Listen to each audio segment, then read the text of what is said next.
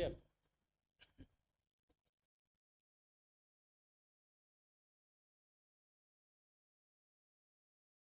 لله الكريم المنان الذي هدانا بحبيب محمد حبيب الرحمن، فأوصانا في كل عمل بالإتقان والإحسان. الله يوفقنا وإياكم لما وفق له عباده المحسنين في حسن التعلم وحسن التعليم، ويخلينا ويخليكم عن كل خلق ذميم، ويحلينا ويحليكم بكل خلق حميد كريم، بجاه النبي محمد الرؤوف الرحيم صلى الله عليه وآله وسلم. Bismillahirrahmanirrahim. Alhamdulillahirabbil Allahumma salli wa sallim ala sayyidina wa maulana Muhammad wa ala alihi wa sahbihi ajmain. Segala puji bagi Allah Subhanahu wa taala yang maha dermawan dan maha memberi anugerah, yang telah memberikan hidayah petunjuk kepada kita dengan perantara kekasihnya Nabi Muhammad sallallahu alaihi wasallam Habibur Rahman. Allah Subhanahu wa taala memerintahkan kita di setiap aktivitas dan perbuatan kita agar kita melakukannya dengan itqan wal ihsan, dengan semaksimal mungkin. Semoga Allah Subhanahu wa taala memberikan taufik pertolongan kepada kita dengan taufik yang Ia berikan kepada al-muhsinin di dalam belajar, di dalam mengajar. Dan semoga Allah membersihkan hati kita dari sifat-sifat tercela dan menghiasi kita dengan sifat-sifat yang terpuji dengan perantara baginda Nabi Muhammad sallallahu alaihi wa alihi wasallam. وقد قال صلى الله عليه وآله وسلم إن الله كتب الإحسان على كل شيء من أمور الدين ومن أمور الدنيا، فعلى الإنسان أن يحسن العمل حتى يدرك الثمرة. لهذا كان الركن الثالث من أركان الدين الإحسان، فكان ثمرة من ماذا؟ من تحقق الإسلام وتحقق الإيمان. الثمرة من ذلك يأتي مقام الإحسان، ومقام الإحسان ومراقبة الرحيم الرحمن سبحانه وتعالى، أن تعبد الله كأنك تراه، فإن لم تستطع أن تبلغ هذه المرتبة فلا أقل أن تعبده وأنت معتقد علم اليقين أنه يراك، فإن لم تكن تراه فهو يراك.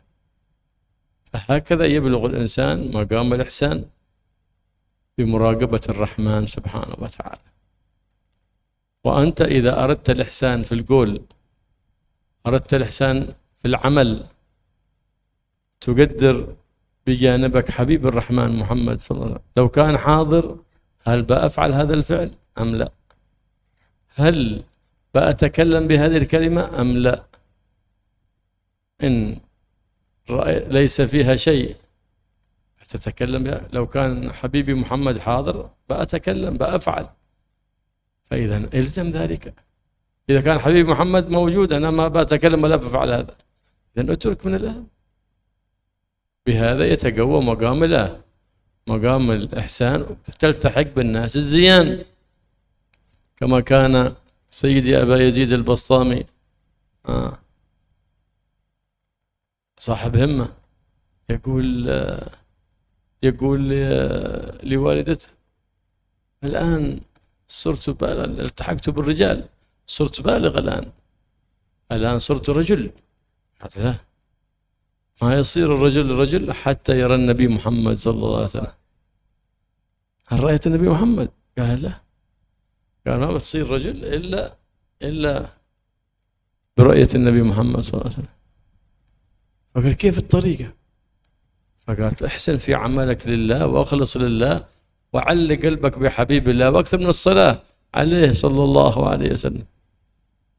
فلزم ذلك الزمن حتى جاء يقول لهم الحمد لله الآن صرت رجل، رأيت النبي محمد صلى الله عليه وسلم. فقالت له رأيته في المنام أو في اليقظة؟ فقالت لها في المنام. قالت لا، ما تصير رجل هذا، أنت ما تصير رجل حتى ترى في اليقظة. النساء أصحاب همة، نساء أهل التربية، تربية، فتقوي همته وتعلقه بالنبي محمد صلى الله عليه وسلم. فقالت له زد في على ما أنت عليه فتراه قال كيف الطريق؟ قال زد، اثبت على ما أنت عليه وزد فيتحقق لك ذلك. بعد زمن جاء قال والدته الحمد لله الآن صرت رجل. قال رأيته صلى الله عليه وسلم يقظة. فقالت بارك الله فيك، الآن صرت رجلا.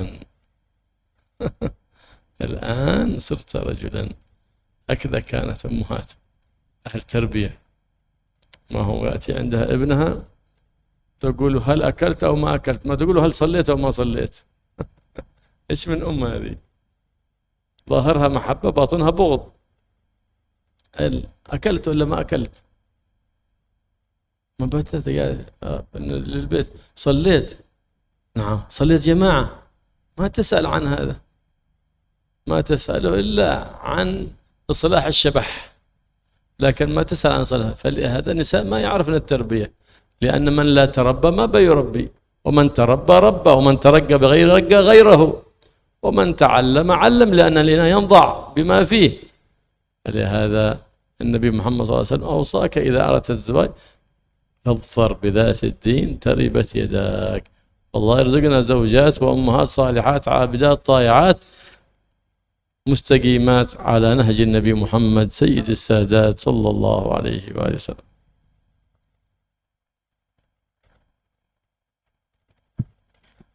Baginda Rasulullah SAW dalam salah satu hadisnya menjelaskan, sesungguhnya Allah mengharuskan kepada kita semua untuk ihsan dalam segala sesuatu, melakukan segala sesuatu dengan maksimal, dengan ihsan, baik urusan agama maupun urusan dunia. Kita kalau ingin di dalam aktivitas kita, perbuatan kita itu cepat membuahkan hasil, maka harus dilakukan dengan maksimal, semaksimal mungkin dengan ihsan. Karena itu ihsan ini adalah rukun yang ketiga dari rukun-rukunnya agama. Ihsan ini adalah buah dari iman yang benar dan Islam yang benar. Hakikat ihsan ini adalah ketika kita melakukan apapun, itu kita muraqabatullah, meyakini seyakin-yakinnya dalam hati kita bahwa kita diperhatikan oleh Allah, sehingga kita tidak akan berani melakukan sesuatu kecuali yang diridhoi oleh Allah. Dalam hadis dijelaskan, ihsan itu adalah engkau beribadah kepada Allah seolah-olah engkau melihat langsung Allah Subhanahu wa ta'ala. Jika belum mampu untuk mencapai makom tersebut, minimal yakini seyakin-yakinnya dalam hati tanpa keraguan sedikit pun bahwa Allah melihat kita. Ini yang dikatakan ihsan. Untuk mencapai makom tersebut, upayanya ya barusan yang dijelaskan oleh beliau, dengan muraqabah. Melakukan apapun, perhatikan komentar Allah, diridhoi oleh Allah atau tidak. Beliau juga menjelaskan cara kita mencapai makom ihsan, baik di dalam ucapan atau perbuatan.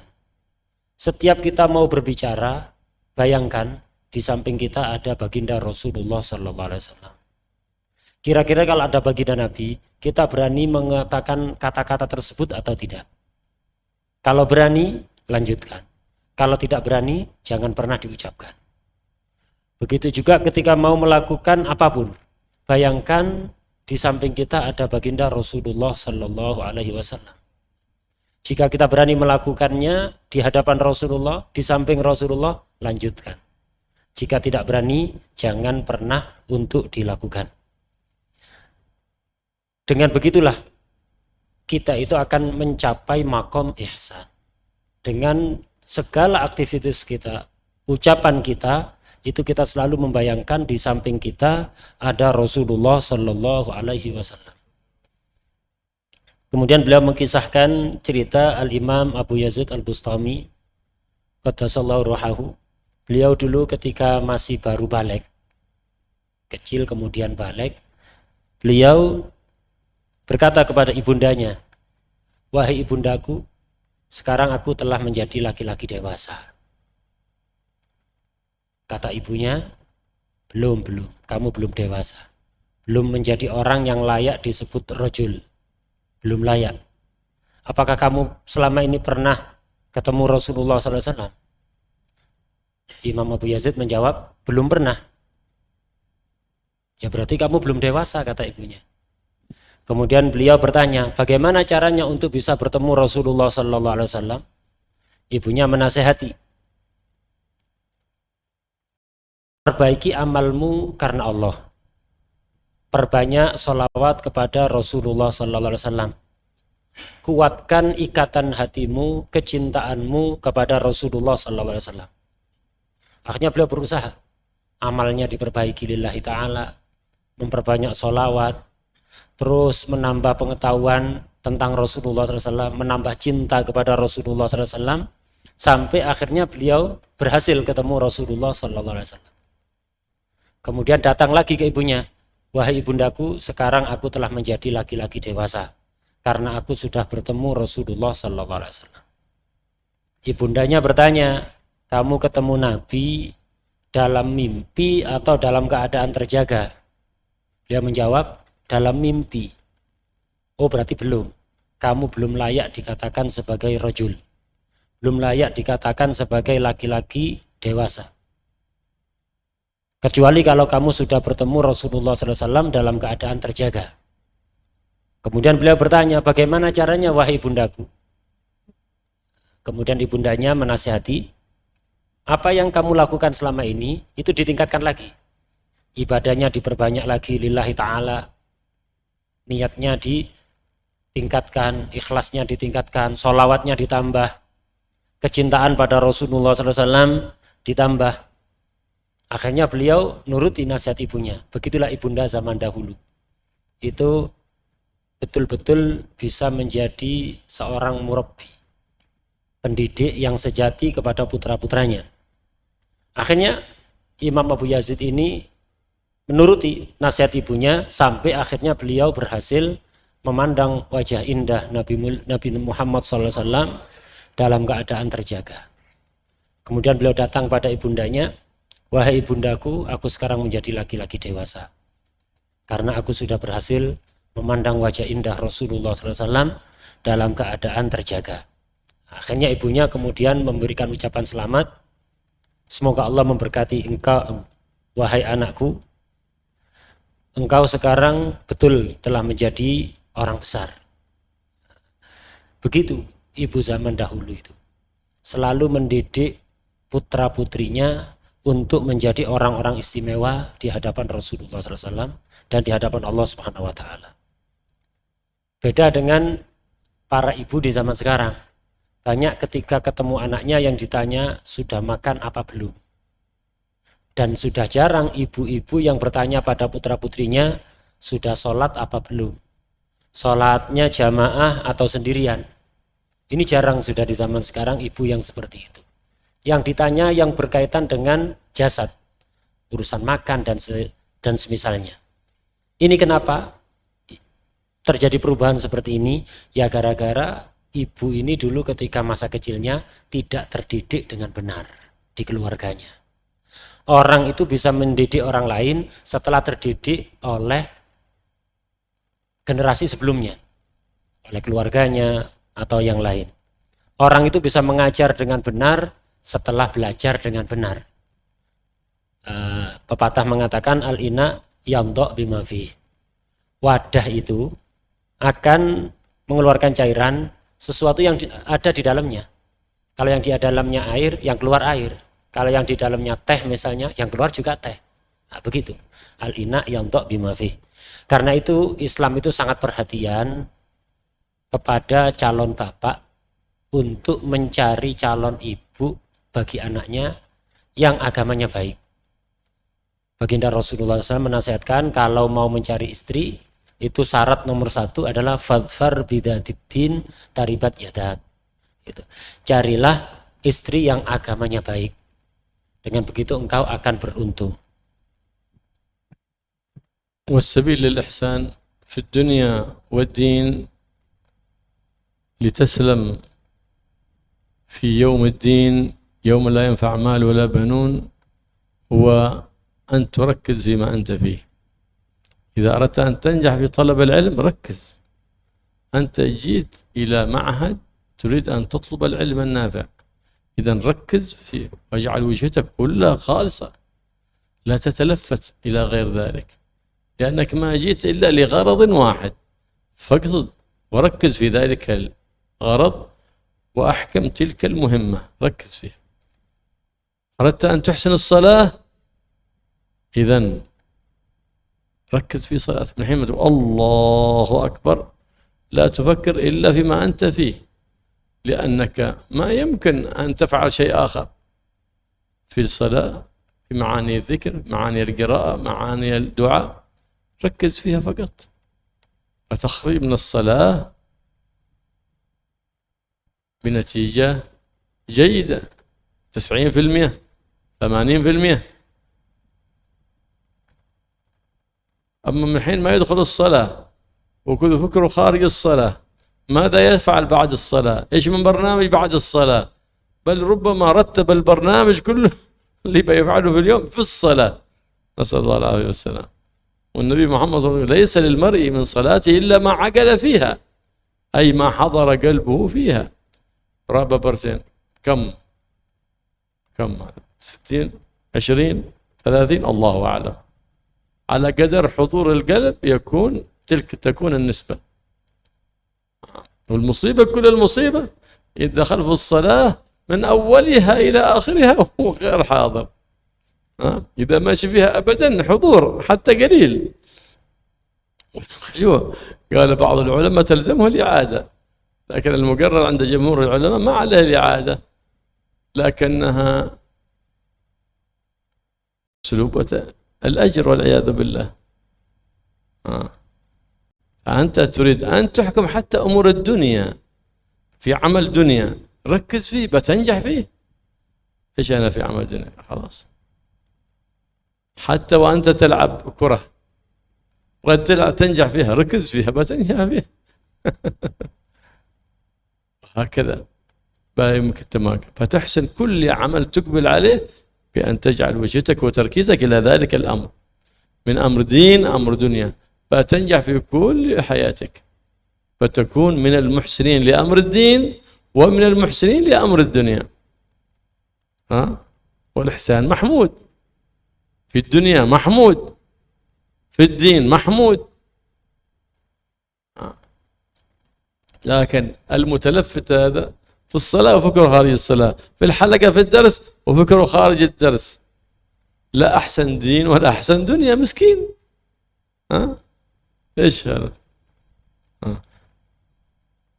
أنت حضرت الحلقة العلم لأجل أن تتعلم أي درس كان، فإذا شتتت ذهنك ما تعلمت شيء، خرجت من الدرس بلا شيء. من الخسران؟ أنت الخسران. الأستاذ خسران، أستاذ ما هو خسران، أنت خسران لأنك أضعت وقتك بلاش.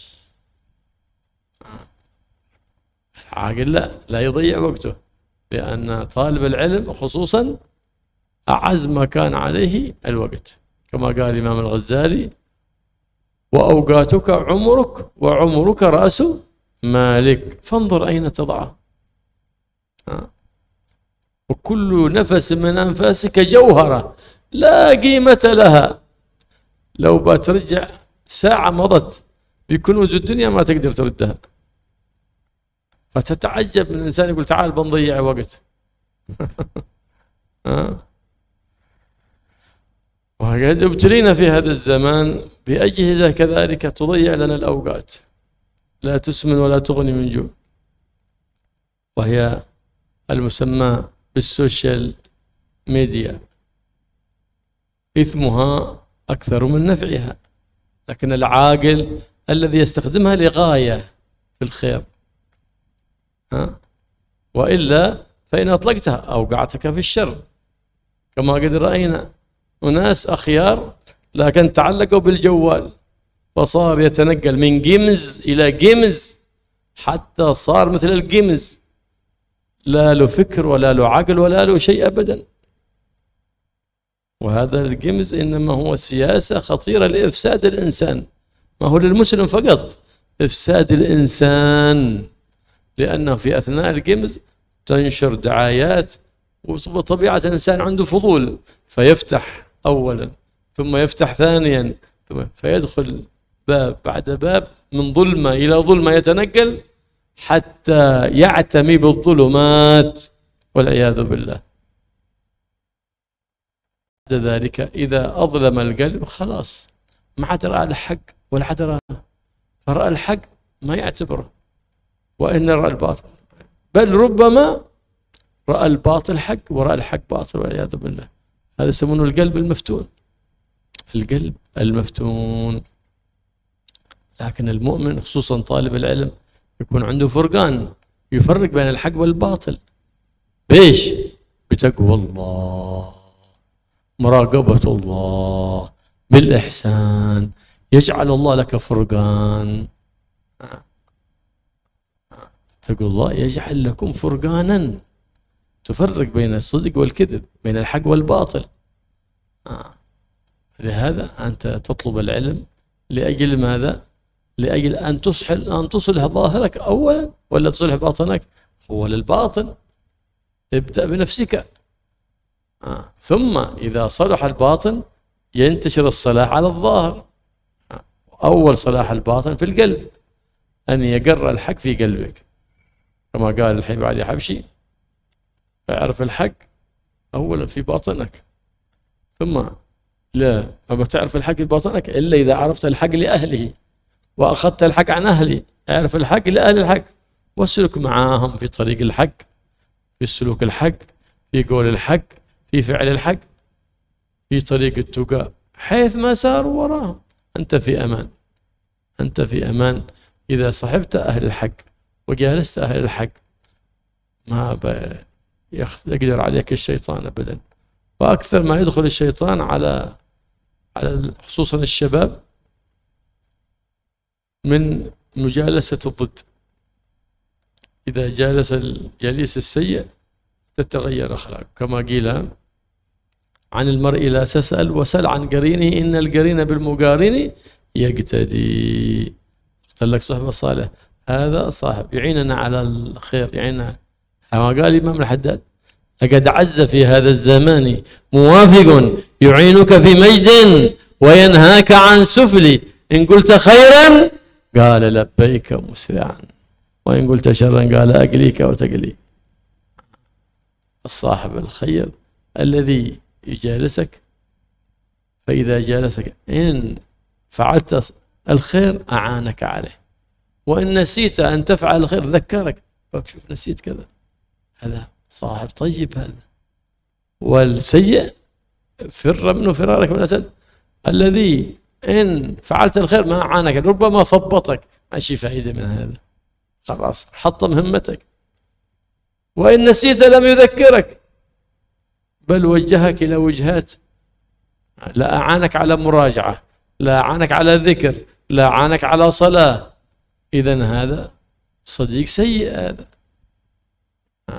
أما إذا وجدت الصديق الحسن الذي يقربك من منهج جد الحسن محمد صلى الله عليه وسلم، فتمسك به ولا تفلته، لقدنا عزيز في هذه الأيام، عزيز في هذا الزمان. الله يوفقنا لصحبة الزيان والنظر في وجوه الزيان، ويرزقنا كمال حسن الظن في الرجال الزيان، بجاه النبي محمد سيد الزيان صلى الله عليه وسلم.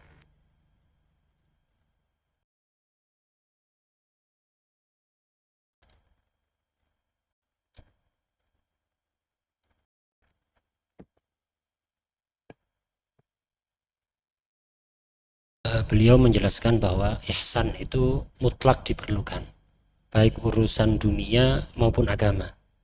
Karena itu yang akan menyelamatkan kita nanti di hari kiamat, ketika sudah tidak bermanfaat lagi harta benda maupun keturunan.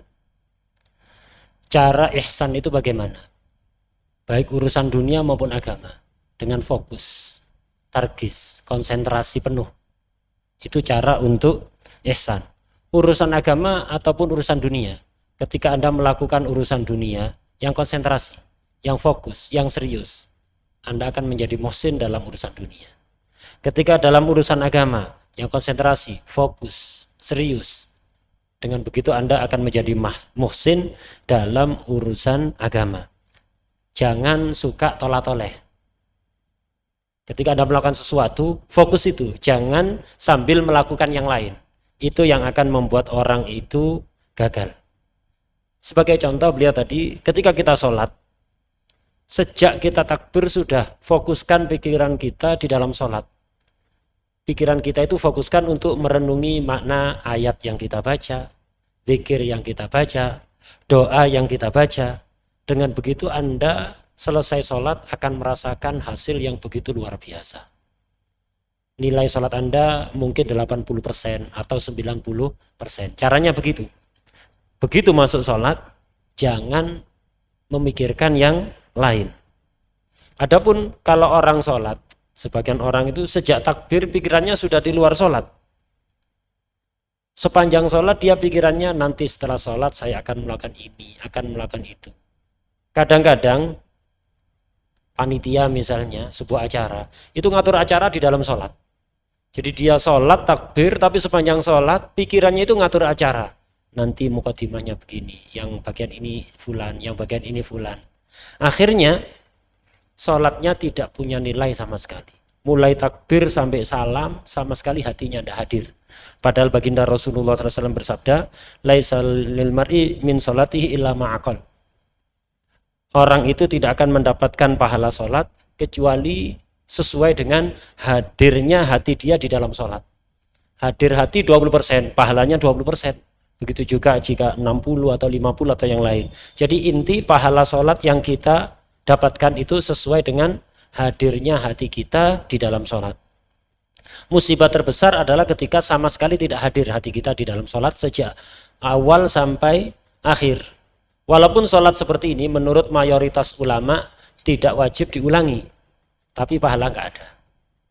Sholatnya sah, tidak usah diulang. Cuma tidak ada pahalanya sama sekali.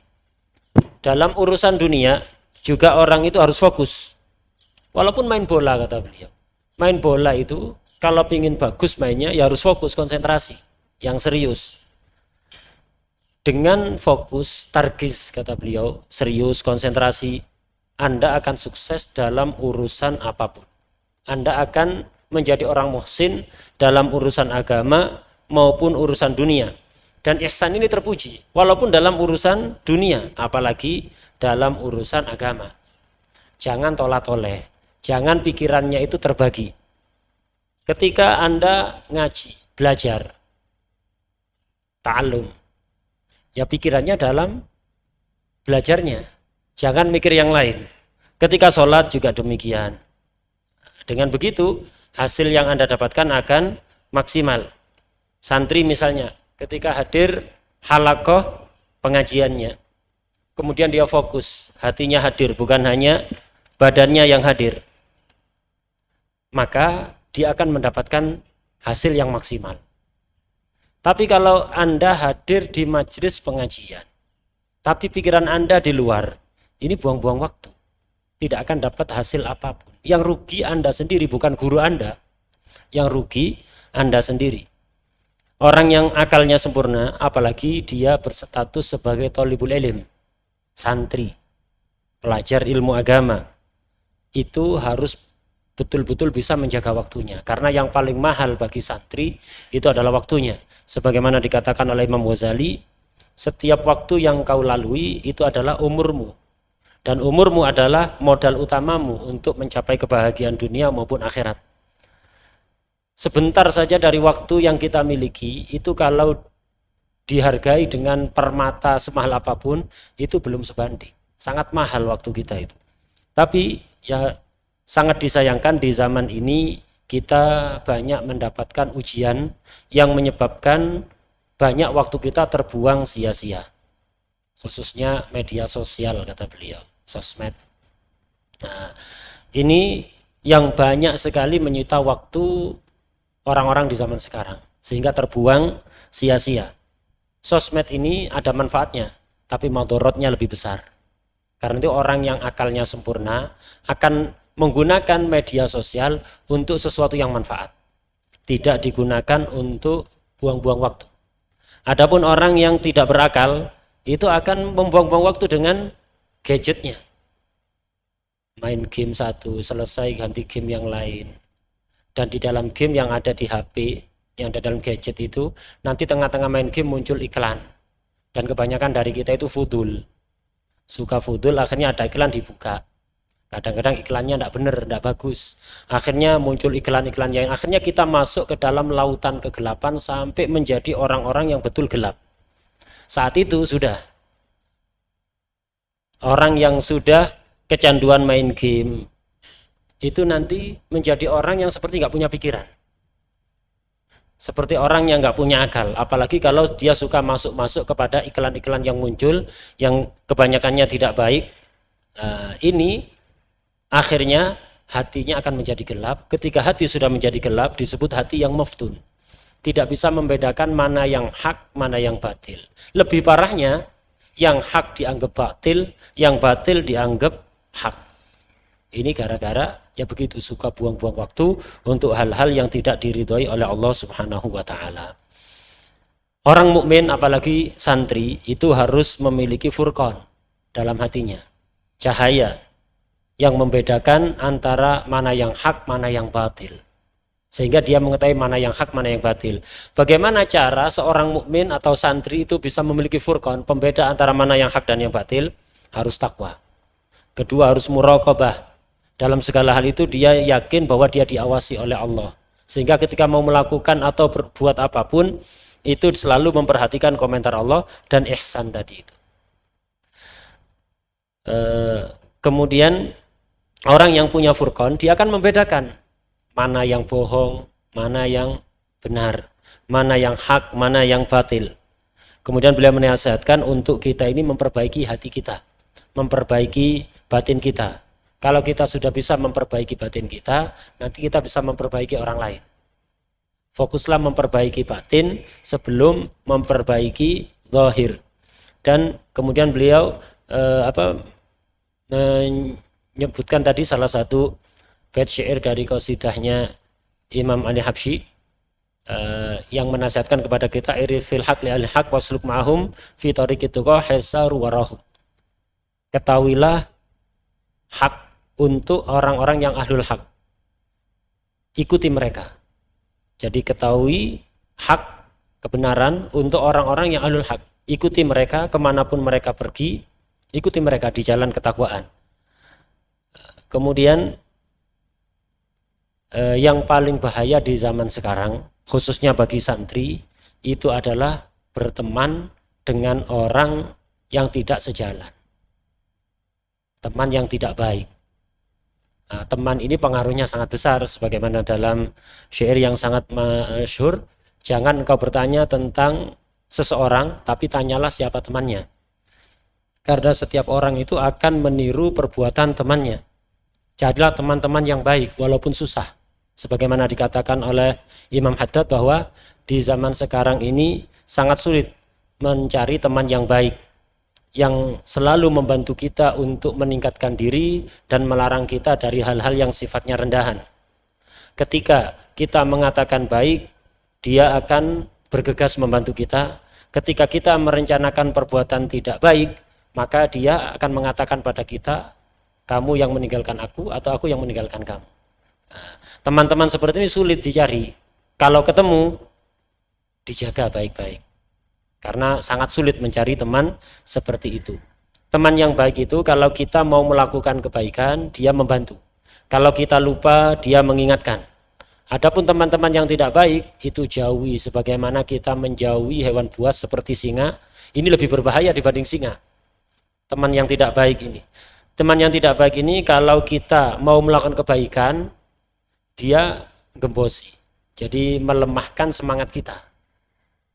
Kalau kita lupa, dia tidak mengingatkan. Karena itu di pondok, itu kalau nyari teman, itu carilah teman yang suka membantu kita untuk murojaah pelajaran. Membantu kita untuk dzikir, mengingatkan kita tentang sholat. dan yang hal-hal positif lainnya. Ketika Anda menemukan teman seperti itu, jaga baik-baik, karena teman seperti itu yang akan mendekatkan Anda kepada Jaddul Hasan Sayyidina Muhammad sallallahu alaihi wasallam. Dipegang baik-baik karena ini sangat sulit untuk didapatkan.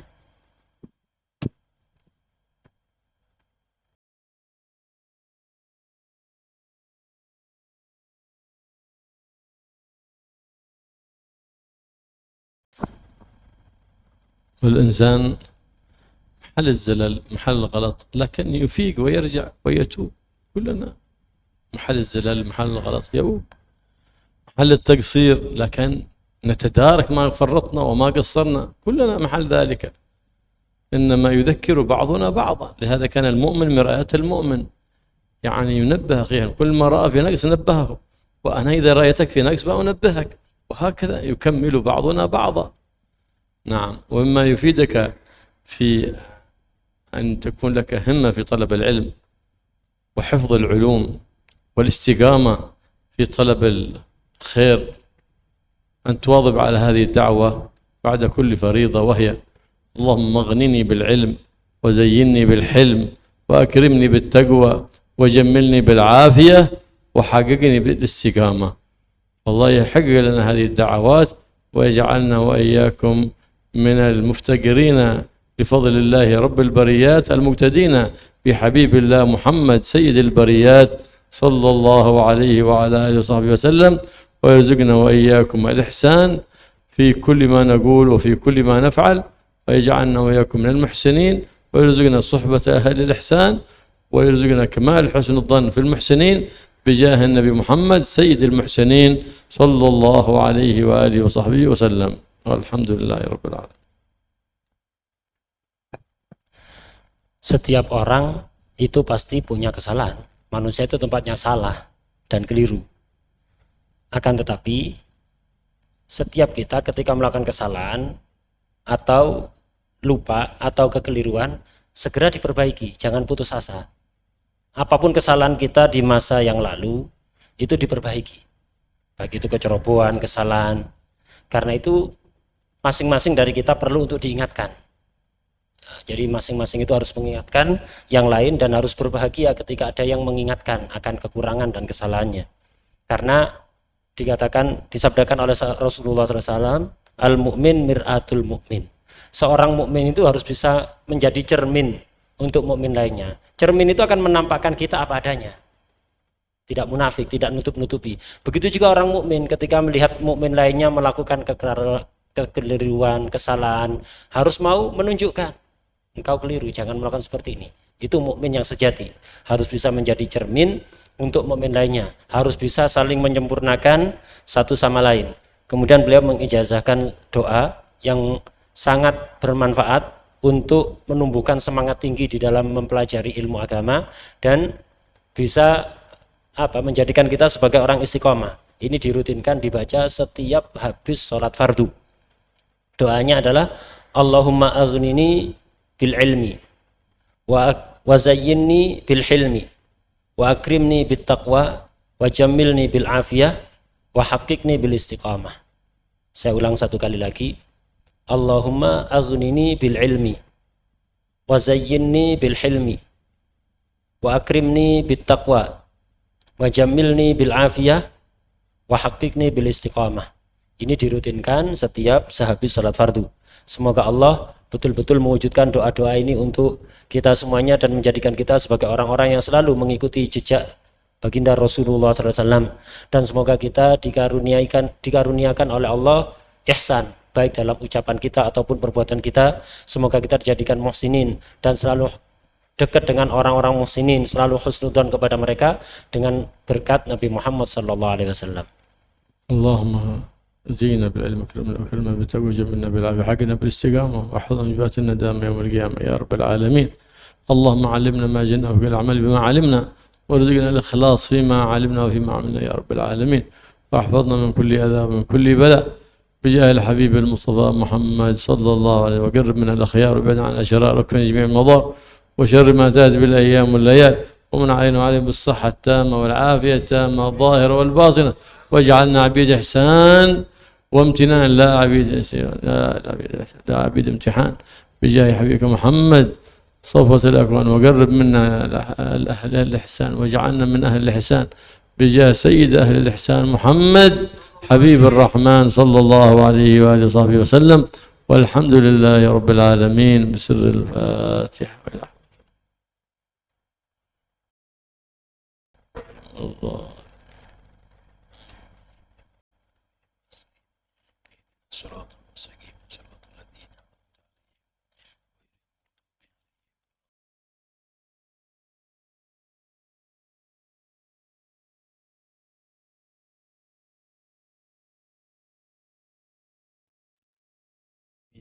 صلى الله على سيدنا محمد النبي الأمي وعلى آله وصحبه وسلم والحمد لله رب العالمين.